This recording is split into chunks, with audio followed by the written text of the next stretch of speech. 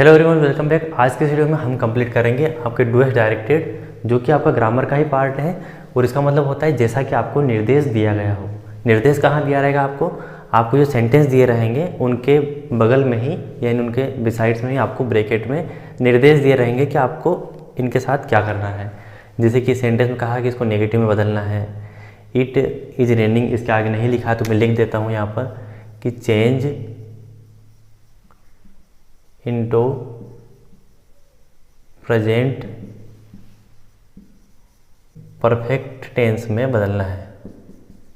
तो ये निर्देश आपको ब्रैकेट में से दिए रहेंगे। यहाँ पर आपको क्या करना है, student is very fast, he can win the race. आपको इसमें यूज सो देट यानी कि आपको इसमें सो देट का यूज करना है। तो ये निर्देश ब्रैकेट में दिए रहेंगे। Combine with and or but, ऐसे आपको निर्देश दिए रहेंगे और आपको इनका पालन करके जो है इन सेंटेंसेस को लिखना है। सिर्फ इनके आंसर को आप लिखेंगे। 5 मार्क्स रहेंगे आपके, आपको 7 दे दिए जाएंगे या 6 दे दिए जाएंगे। जो भी सेंटेंस दे रहेंगे उसमें आपको 5 करना है और आपको प्रत्येक के 1 अंक के हिसाब से 5 अंक रहेंगे। इसमें आपसे active voice, passive voice, tense, determiner, article combine करना है आपको।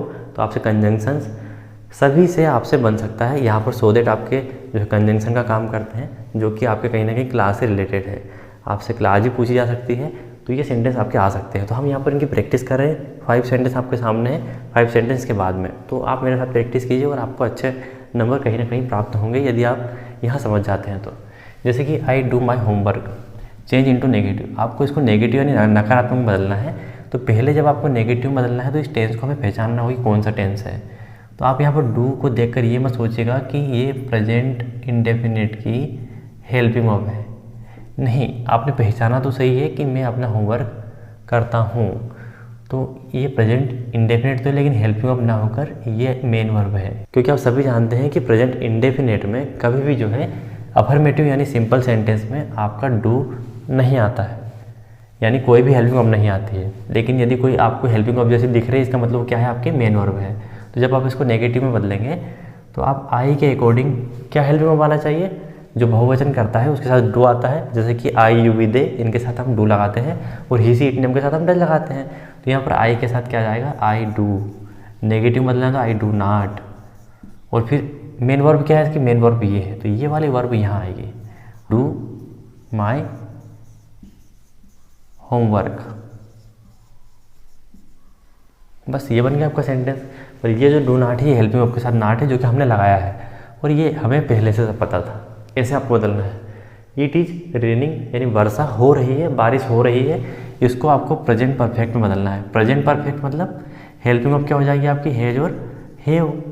एक वचन करता है, ही सी इट नेम के साथ हैज और आई यू वी दे के साथ हैव लगाते हैं। आप यहाँ पर देखिए इट यानी एक वचन करता है तो इसके साथ हम क्या लगा देंगे, इट हैज। और परफेक्ट टेंस यानी वर्ब की कौन सी फॉर्म, वर्ब की हमेशा थर्ड फॉर्म आएगी जिसमें ईडी लगा हो अधिकतर।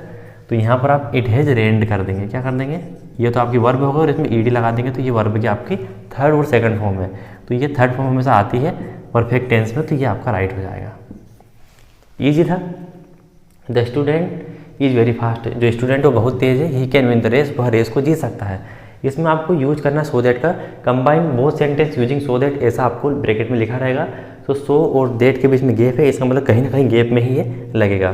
तो जहाँ पर आपको वेरी दिखाई दे, जहाँ पर आपको टू दिखाई दे, या जहाँ पर ये दोनों ही आपको ना दिखाई दे, वहाँ पर आपको जो भी एडजेक्टिव दी रहेगी जो कि इस कर्ता या नाउन या सब्जेक्ट की विशेषता बता रहा होता है, उसके पहले आपको सो लगाना है। तो द स्टूडेंट इज, ये होता टू या वेरी तो इनकी जहाँ पर सो लगाना है, और नहीं भी होता तो भी सो लगाना है, क्योंकि हमें सो लगाना है, कहीं ना कहीं कहा गया है। तो जो भी एडजेक्टिव रहेगा यहाँ पर, ब्यूटीफुल, फास्ट, वीक, जो भी रहेगा उसके पहले हमें सो लगाना है। इनके रहने या नहीं रहने से कोई फर्क नहीं पड़ता। तो the student is so fast. फिर ये जो कोमा है इसको हम हटा देंगे इस वाले सेंटेंस में, फास्ट। इसके बाद हम लिखेंगे देट, जो कि हमें लगाना है देट। तो हमने सो यहाँ लगा दिया, ये डॉट डॉट वाले स्थान पर यहाँ पर एडजेक्टिव आ गया, so that he can win the race. Simple था, बन गया बस। अब यहाँ पे देखिए ही इज़ ओल्ड, वह बूढ़ा है। ही वर्क्स हार्ड, वह कठिन परिश्रम करता है। कंबाइन विथ एंड यानी आपको और से जोड़ना है और परंतु से जोड़ना है, परंतु या लेकिन से, बट से। अब आप इसको देखिए, वह बूढ़ा है और कठिन परिश्रम करता है। वह बूढ़ा है किंतु कठिन परिश्रम करता है, तो आप कहेंगे कि वह बूढ़ा है फिर भी किंतु लेकिन वह कठिन परिश्रम करता है, यह ज़्यादा सूटेबल है। तो आपका बस आपको ये फुल स्टॉप हटा के जोड़ देना है, he is old but he works hard, कि वह बूढ़ा है बट परंतु वह कठिन परिश्रम करता है। फिर आप ही को भी जो है स्मॉल में लिखेंगे। इन बातों का आपको ध्यान रखना है हर जगह, जैसा कि हमने किया सेंटेंस में। अगला है आपका मिस्टर गुप्ता टीचर्स अस इंग्लिश। मिस्टर गुप्ता हमें इंग्लिश पढ़ाते हैं। चेंज इनटू पास्ट इंडेफिनिट, आपको इसको पास्ट इंडेफिनिट बदलना है और पास्ट इंडेफिनिट की हेल्पिंग वर्ब होती है डिड। और हमेशा इस टेंस में जो अफर्मेटिव यानी साधारण वाक्य होता है पास्ट इंडेफिनिट का, उसमें वर्ब की सेकंड फॉर्म आती है। और जब भी आपकी वर्ब लग जाती है प्रश्नवाचक नकारात्मक यानी प्रश्नवाचक नकारात्मक सेंटेंस में, तब फिर से आपकी वर्ब की फर्स्ट फॉर्म आ जाती है। तो अब आपको पास्ट इंडेफिनिट बदलना है। तो अब यहाँ देखिए मिस्टर गुप्ता हमें क्या पढ़ाते हैं, इंग्लिश पढ़ाते हैं। मिस्टर गुप्ता आपके करता है, एक वचन करता है, तो पहले तो आप इसको मिस्टर गुप्ता ही लिखिए, क्योंकि हमें पास्ट इंडेफिनिट बदलना है। अब आपको देखना है कि पास्ट इंडेफिनिट में बदलना है, तो क्या यह सिंपल अफर्मेटिव सेंटेंस आपका प्रेजेंट इंडेफिनिट का, इसको पास्ट में ले जाएंगे तो क्या हेल्पिंग वर्ब लगेगी, क्या नहीं लगेगी, क्योंकि प्रेजेंट इंडेफिनिट और पास्ट इंडेफिनिट दोनों में हेल्पिंग वर्ब नहीं लगती है। तो पास्ट इंडेफिनिट हम बना रहे हैं, सिंपल बना रहे हैं, तो हेल्पिंग वर्ब नहीं आएगी। तो इसका मतलब जो भी आपकी मेन वर्ब रहेगी उसका सेकंड फॉर्म आएगा। ये तो इसका फर्स्ट फॉर्म के साथ एज या ईएस है, जो कि एक वचन कर्ता के साथ लगा हुआ है। तो टीच जो है ये आपकी क्या है, मेन वर्ब है, इसका सेकंड फॉर्म हो जाएगा आपका टोट। मिस्टर गुप्ता टोट अस इंग्लिश। क्लियर है, यहाँ पर आपका ये वर्ब की जो है सेकंड फॉर्म हो गई, और ये यहाँ पर वर्ब की फर्स्ट फॉर्म के साथ एज या ईएस था। इतना आपको समझ में आ गया होगा। अगर इसमें कोई आपको त्रुटि लग रही है या फिर आपको समझ में नहीं आ रहा तो आप कमेंट बॉक्स में बोल सकते हैं, मैं उसको अरेंज करवा दूंगा या ठीक करवा दूंगा। मैं नहीं चाहता कि आप गलत पढ़ें। अब आप देखिए अगले हम 5 जो है यहाँ पर डुएट डायरेक्टेड आपके सामने प्रस्तुत करें, उनको आप देखिए। यहाँ पर आप सभी के सामने 6 नंबर का एक सेंटेंस लिखा हुआ है, if you run fast you can catch the bus. यदि तुम तेज़ दौड़ते हो तो तुम बस को पकड़ सकते हो। Rewrite the sentence using unless. Unless का उपयोग करके आपको इस सेंटेंस को फिर से लिखना है। Rewrite the sentence using unless in place of if, ऐसा भी हो सकता है, यानी इफ़ आपको दिखे तो अनलेस लगाना है और अनलेस आपको दिखे तो इफ़ लगाना है।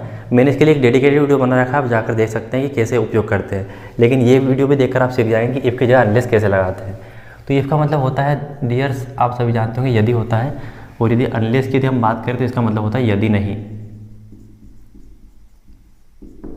आप यहाँ पर देखिए, यदि तुम तेज़ दौड़ते हो तो तुम बस को पकड़ सकते हो। तो मैं यहाँ पर इफ़ की जगह पर सबसे पहले अनलेस लगा दूंगा।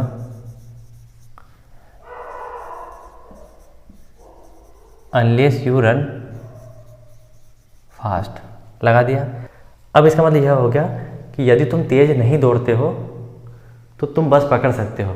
तो बताओ गलत हो जाएगा ना, कि तुम तेज़ नहीं दौड़ते हो तो तुम बस पकड़ सकते हो, मतलब कुछ ना कुछ हमें इसमें परिवर्तन करना होगा। तो परिवर्तन क्या करेंगे, हम इसमें नॉट लगा देंगे, यू कैन नॉट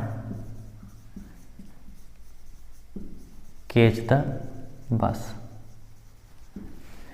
यदि तुम तेज़ नहीं दौड़ते हो, इसका मतलब यदि नहीं होता है तो तुम बस नहीं पकड़ सकते। अब आपका सेंटेंस जो है सही हो गया है। या फिर आप लिख सकते हैं यू कैन नॉट कैच की जगह पर आप लिख सकते हैं यू मिस द बस। इस टोटल की जगह पर आप लिख सकते थे you can miss the bus, यानी तुम बस छोड़ सकते हो या फिर तुम्हारे हाथ से छूट जाएगी या छूट सकती है, ऐसा। अब आप यहाँ पर आ जाइए 7 नंबर वाले सेंटेंस पर, Usha runs very fast she can win the race. इसमें सो दैट लगाना है हमें, तो हम वेरी की जगह पर क्या लगा देंगे, सो लगा देंगे, और इस फुल स्टॉप को हटा कर क्या लगा देंगे, दैट लगा देंगे, जैसा कि हमने अभी किया था। तो उषा रन्स। मैं चाहता हूँ कि आपने पहले वाला ये सेंटेंस देखा तो आप ये वाला आप करके बताएं। मुझे तो आता है, यदि आपको ऐसा लगता है कि ये मुझे नहीं आता है तो मैं इसको कंप्लीट कर देता हूँ। नहीं तो आप कहेंगे सर आपको नहीं आता इसलिए आपने छोड़ दिया। Usha runs so fast that she can win the race. ये मत देखिएगा और आप इसको कमेंट बताइएगा कि आपका ये ऐसा सेंटेंस मैच हो रहा नहीं हो रहा है। He take tea, correct the sentence. इस सेंटेंस को आपको करेक्ट करना है। कैसे करेक्ट करेंगे, तो आप जानते हैं कि एक वचन यदि करता है आपका सिंगुलर सब्जेक्ट है, कैसा सब्जेक्ट है, सिंगुलर यानी एक वचन सब्जेक्ट है, तो इसके साथ जो वर्ब आएगी उसमें ए से ही आएगा। तो क्या आपको इस मेन वर्ब में ए से एस दिख रहा है क्या? ए से एस दिख रहा है कि नहीं दिख रहा है? इसका मतलब यहाँ पर क्या आ जाएगा? टेक्स आ जाएगा। अगर यहाँ पर टुक होता तो ठीक होता, वर्ब की सेकंड फॉर्म होती है, हम इसको पास्ट इंडेफिनिट मान लेते हैं। लेकिन अभी आपका प्रेजेंट इंडेफिनिट है और एक वचन कर्ता के साथ ए से एस आएगा, इसलिए यहाँ पर हो जाएगा ही टेक्स टी। हो गया करेक्ट आपका sentence. You have not drawn money, change into passive voice, आपको इसको पैसिव वॉइस में बदलना है। तो ये आपका सब्जेक्ट है, आप सभी जानते हैं। ये आपकी क्या है? हेल्पिंग वर्ब है। ये इसके साथ लगा हुआ नॉट है, ये आपकी मेन वर्ब की थर्ड फॉर्म है, क्योंकि आपने देखा हैज और हैव परफेक्ट टेंस में मेन वर्ब की थर्ड फॉर्म आती है। मनी आपका क्या है? ऑब्जेक्ट, कॉम्प्लीमेंट या फिर अदर वर्ड है। अब आपको पैसिव बदलना है, तो जो ऑब्जेक्ट होता है वह एज ए सब्जेक्ट उपयोग होता है, तो हम इसको क्या करेंगे? स्टार्टिंग में लेकर आ जाएंगे और कैपिटल लिख देंगे मनी। मनी के अकॉर्डिंग हम इसी टेंस को पहचान कर इसके अगले टेंस की हेल्प में बढ़ाएंगे। तो मनी एक वचन करता है तो इसके साथ क्या आ जाएगा? अगले टेंस का हेज बीन आ जाएगा।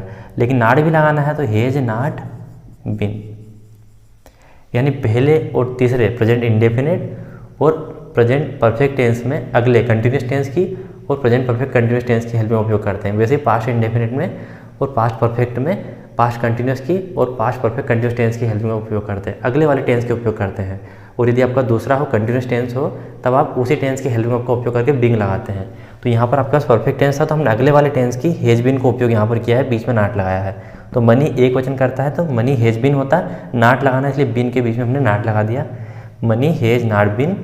अब वर्ब की जो है थर्ड फॉर्म आएगी तो ऑलरेडी हमें दी हुई है ड्रॉन बाय यू।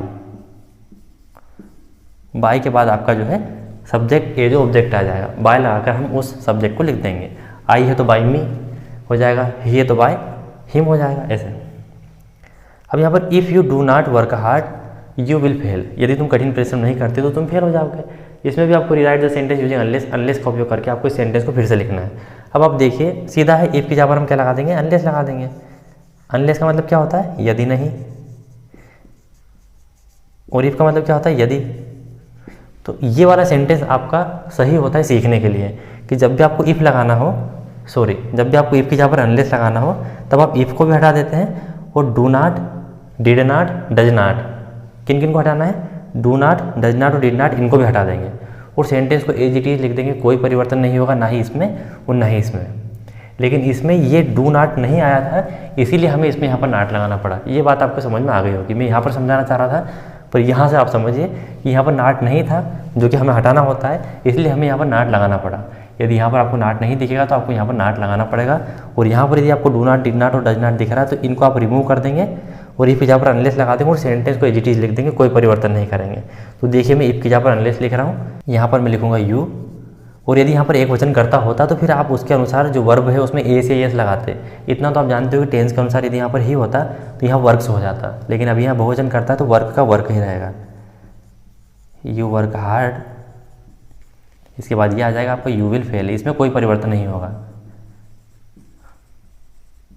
बस ये आपका राइट हो गया सेंटेंस। इसमें तभी कभी कोई परिवर्तन नहीं होगा जब ऑलरेडी पहले वाले सेंटेंस में do not, did not, does not दिया हो। नहीं दिया हो तो फिर विल नॉट आ जाता, जैसा कि यहाँ पर कैन नॉट आ गया क्योंकि इसमें यहाँ पर नॉट नहीं था। ये आपको समझ में आ गया होगा। यदि तुम कठिन परिश्रम नहीं करते तो तुम फेल हो जाओगे, और इसका मतलब यही था कि यदि तुम कठिन परिश्रम नहीं करते हो, तो हमने इस यदि और नहीं के स्थान पर यदि नहीं यहीं पर लगा दिया है। इस तरह से आपको सेंटेंस बनाना है। आई होप आपको इजी वे में समझ में आ गए होंगे। कुछ समझ में नहीं आया तो कमेंट बॉक्स में आप पूछ सकते हैं।